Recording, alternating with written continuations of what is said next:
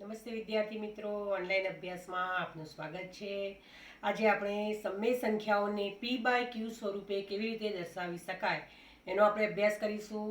નવમા ધોરણમાં આપણે પી બાય ક્યુ સ્વરૂપે દર્શાવવાના જે દાખલા હતા આપણે જોયેલા જ છીએ, છતાં પણ આ થોડા અઘરા પડે છે. આપણે આજે ફરી એનો અભ્યાસ કરીશું. એકમ કસોટી પણ દાખલા નંબર 3 જે છે 1.325 12 દાખલો એકમ કસોટીમાં પૂછાયો હતો. બરાબર છે. તો અહીંયા મેં 3 દાખલા મૂકેલા છે પી બાય ક્યુ સ્વરૂપ મેળવવાના. એક છે 0.9 બાર, બીજો છે 0.16 બાર અને ત્રીજો છે 1.325 બાર. હવે મેં 3 દાખલા ક્યાં મૂકે છે જુઓ. તો અહીંયા એક અંક ઉપર બાર છે, અહીંયા દશાંશ ચિહ્ન પછી 2 અંક ઉપર બાર છે, અહીંયા દશાંશ ચિહ્ન પછી 3 અંક ઉપર બાર છે. તો આ 3 ટાઈપના દાખલા આપણને આવડવા જોઈએ કે ભાઈ પી બાય ક્યુ સ્વરૂપે એને કેવી રીતે દર્શાવી શકાય. અહીંયા જોઈએ આપણે. તો પહેલા આપણે ધારવું પડે કે ધારો કે x બરાબર, આને આપણે x તરીકે ધારી લઈએ. ધારો કે x બરાબર 0.9 બાર અને આપણે x ધારી લીધો. તો આપણે આને પુનરાવર્તિત સ્વરૂપમાં લખી શકીએ કે x બરાબર 9 બાર નો મતલબ હમણાં આપણે આગળ જોઈ ગયા છીએ વિડીયોમાં કે 9 બાર બરાબર 9 9 9 અનંત, આગળ અનંત વખત જાય. આને હું કહીશ નંબર 1. આનો નંબર 1 આપીશ. હવે મારે દશાંશ ચિહ્ન, હવે અહીંયા 9 બાર એકનો એક અંક રિપીટ થાય છે એટલે મારે દશાંશ ચિહ્ન 9 પછી લઈ જવું છે. 9 પછી એટલા માટે કે અહીંયા દશાંશ ચિહ્ન પછી 9 જે છે એ 9 પર જ ખાલી 12 ની નિશાની આપેલી છે એટલે મારે એક જ અંક ખસવાનો છે. અહીંયા મારે દશાંશ ચિહ્ન 2 અંક પછી લઈ જવાનું છે અને અહીંયા મારે દશાંશ ચિહ્ન 3 અંક પછી લઈ જવાનું છે. કેમ? તો કે જેટલા અંક ઉપર 12 છે એ અંક રિપીટ થવાના છે એટલે એ અંક પછી આપણે દશાંશ ચિહ્નને લઈ જવાનું છે. તો અહીંયા મારે 9 રિપીટ થાય છે, પુનરાવર્તિત થાય છે, તો મારે એક જ વખત દશાંશ ચિહ્ન ખસવાનું છે, એકથી વધારે વખત નહીં. બરાબર છે. તો અહીંયાથી દશાંશ ચિહ્ન મારે અહીંયા લઈ જવું છે. તો મારે શું કરવાનું? તો મારે અહીંયા દશાંશ ચિહ્ન એક જ અંક ખસવો હોય તો મારે આખા સમીકરણને બંને બાજુએ 10 વડે ગુણવા પડે. બંને બાજુ 10 વડે ગુણતા, બંને બાજુ 10 વડે સમીકરણ એકને હું ગુણું એટલે અહીંયા બની જાય 10x બરાબર. હવે અહીંયા મારે જો ધ્યાન રાખજો કે અહીંયા 0.9 છે, એનો મતલબ એવો થાય કે 9 ના છેદમાં 10. 0.9 નો મતલબ થાય છે 9 ના છેદમાં 10. તો અહીંયા હું 10 મૂકી દઉં, 10 વડે ગુણી કાઢું. જેમ આ બાજુ 10 વડે ગુણે એમ આ બાજુ 10 વડે ગુણું તો 10 10 ઉડી જાય એટલે મારી પાસે વધે 9. મારી પાસે શું વધે છે? 9. 9 નો મતલબ શું છે કે દશાંશ ચિહ્ન હવે ક્યાં જતું રહ્યું? 9 ની પાછળ. દશાંશ ચિહ્ન હવે ક્યાં જતું રહ્યું? 9 ની પાછળ. બરાબર છે. તો અહીંયા ગુણાકાર કર્યો બંને બાજુ તો અહીંયા 10x બરાબર 0.9 જે હતા બરાબર છે એની બદલે હવે દશાંશ ચિહ્ન 9 પછી જતું રહ્યું તો 9.999 અનંત નંબર 2 આપીશ અહીંયા. બરાબર છે. 0 ની બદલે દશાંશ ચિહ્ન હવે અહીં જતું રહ્યું એટલે હવે 0 નીકળી જશે. દશાંશ ચિહ્ન અહીંયા આવ્યું એટલે લખીશ 9.99999 અનંત. આ બન્યું સમીકરણ નંબર 2, આ બન્યું સમીકરણ નંબર 1. હવે આપણે સમીકરણ 2 માંથી એકને બાદ કરવાનું છે. સમીકરણ 2 માંથી 1 બાદ કરતા જો 1 માંથી 2 નહીં કરીએ, કેમ? તો 10x માંથી x બાદ કરે, મોટામાંથી નાના બાદ કરીશું. તો હું પહેલા સમીકરણ 2 ને લખીશ કે 10x બરાબર 9 પૂર્ણાંક એ દશાંશ ચિહ્ન મૂકીશ 999 અનંત. સમીકરણ નંબર 2. એની જ નીચે હું સમીકરણ નંબર 1 ને ગોઠવીશ કારણ કે બંને સમીકરણોની બાદબાકી કરવાની છે, નિશાની માઈનસ ની મૂકીશું. 10x ના છેદમાં x આવશે બરાબર. હવે દશાંશ ચિહ્ન નીચે જ દશાંશ ચિહ્ન આવવું જોઈએ તો 0 પોઈન્ટ એટલે 9 પછી 0 પોઈન્ટ આ રીતે 999. સમીકરણ નંબર 1. બંનેની બાદબાકી કરી દઈએ તો બરાબરની નીચે હું બરાબર મૂકીશ. 10x માંથી 1x જશે એટલે 9x રહેશે. આ બાજુ જુઓ 9 માંથી 9 જાય 0 અનંત 0, પાછળ 0 જ રહેશે. દશાંશ ચિહ્ન પછી 0 થઈ જશે અને 9 માંથી 0 જાય તો 9 એટલે કે 9x બરાબર.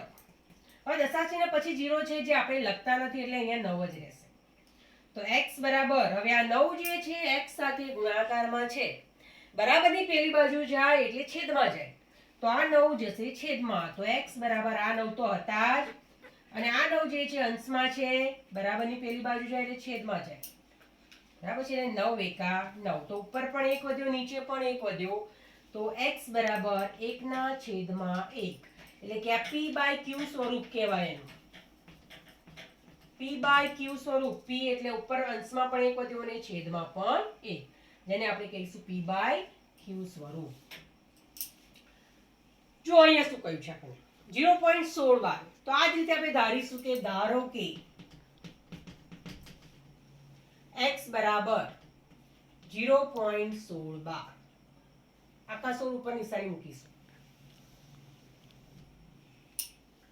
પુનરાવર્તિત થાય છે એટલે લખીશું કે x બરાબર 0.16 16 16 અનંત, સમીકરણ નંબર 1, બરાબર છે.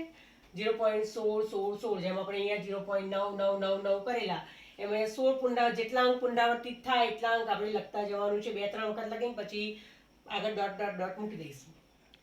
હવે મારે દશાંશ ચિહ્ન અહીંયા 2 અંક પછી લઈ જવાનું છે, અહીંયા 1 અંક પછી લઈ જવાનું હતું, અહીંયા મારે 2 અંક પછી લઈ જવાનું છે, એટલે કે આ 16 પછી લઈ જવું છે, મારે અહીંયા લઈ જવું છે, બરાબર છે.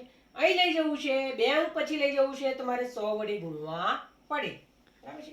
તો અહીંયા હું બંને બાજુ 100 વડે ગુણીશ, તો 100x, આ બાજુ પણ 100 વડે ગુણીશ અને આ બાજુ પણ 100 વડે ગુણીશ, બરાબર છે. જ્યારે ગુણાકાર કે ભાગાકારમાં કોઈ રકમ ઉમેરવામાં આવે તો બંને બાજુ અંશ અને છેદ હોય તો અંશ અને છેદ બરાબર હોય તો ડાબી બાજુ અને જમણી બાજુ બંને કામ સરખું કરવું પડે. તો હું ડાબી બાજુ 100 વડે ગુણું તો મારી જમણી બાજુ પણ 100 વડે ગુણવા પડે.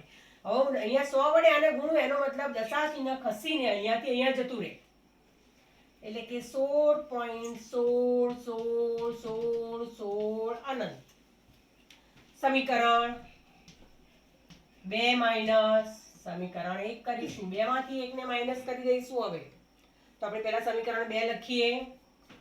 સમીકરણ 2 છે 100x બરાબર 16.16 16 16 16 અનંત.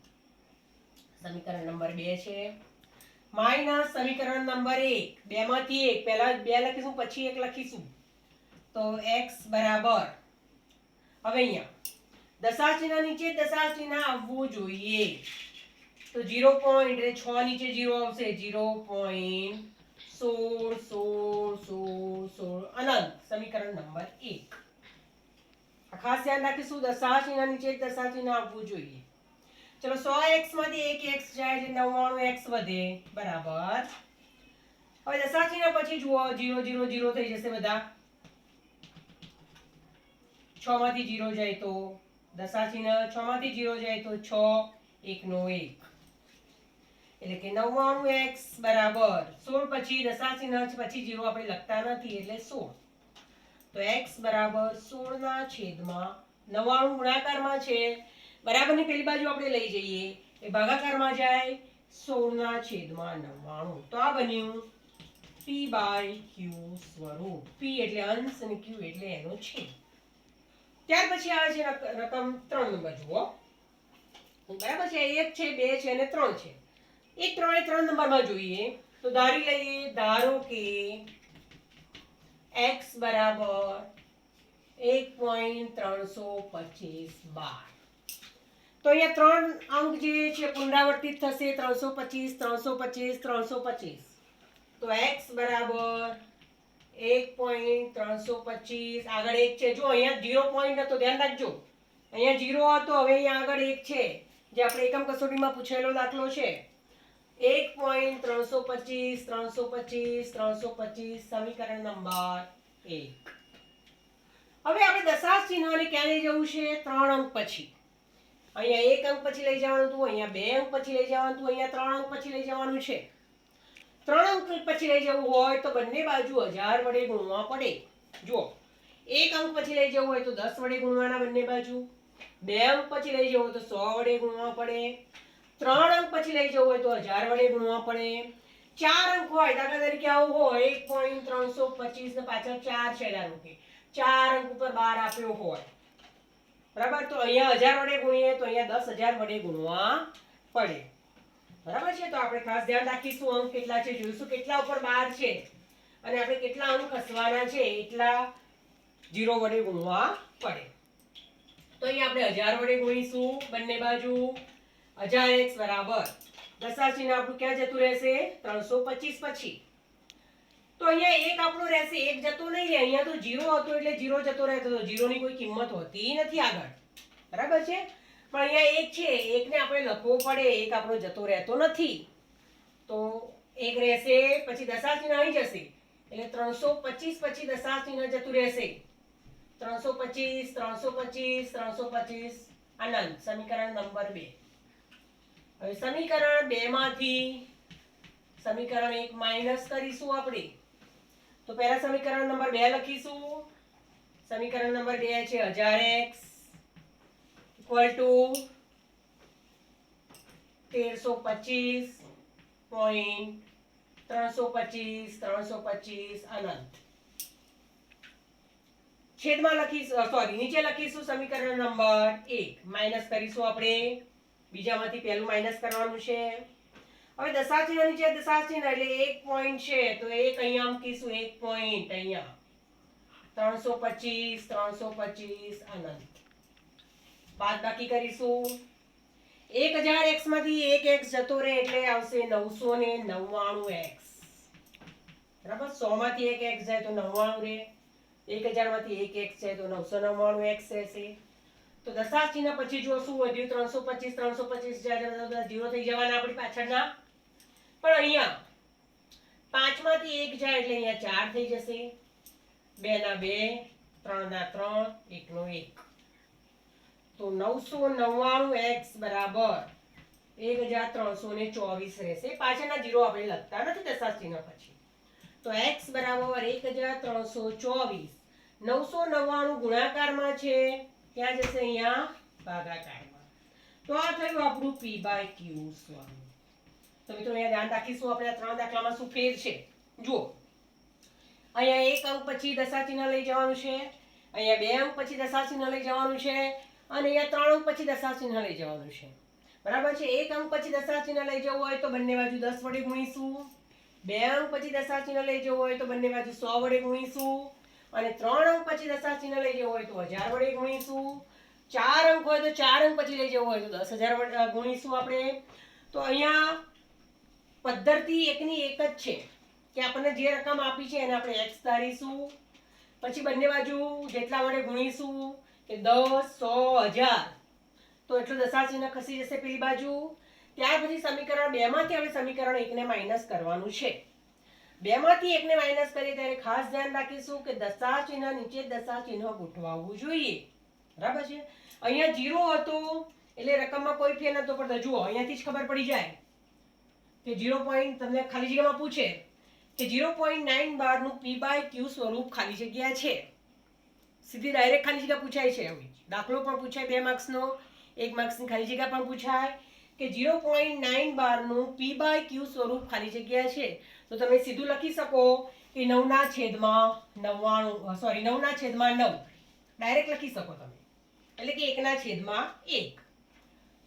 આવું પૂછે કે 0.16 નું p/q સ્વરૂપ ખાલી જગ્યા છે તો 16/99 એટલે કે તમને જે અંક આપ્યો હોય એના છેદમાં જો 16/99 9/9 9/9 અહીંયા 10 માંથી 1x એટલે 9x થાય છે એટલે 9/9 16/99 અહીંયા 0 હોય તો 325/999 લખાય. બરાબર છે. એટલે કે 3 અંક ખસીએ ત્યારે છેદમાં 999 આવે, 2 અંક ખસીએ તો છેદમાં 99 આવે અને 1 અંક ખસીએ તો છેદમાં 9 આવે છે. તો આપણને આ દાખલા બરાબર રીતે સારી રીતે આવડવા જોઈએ.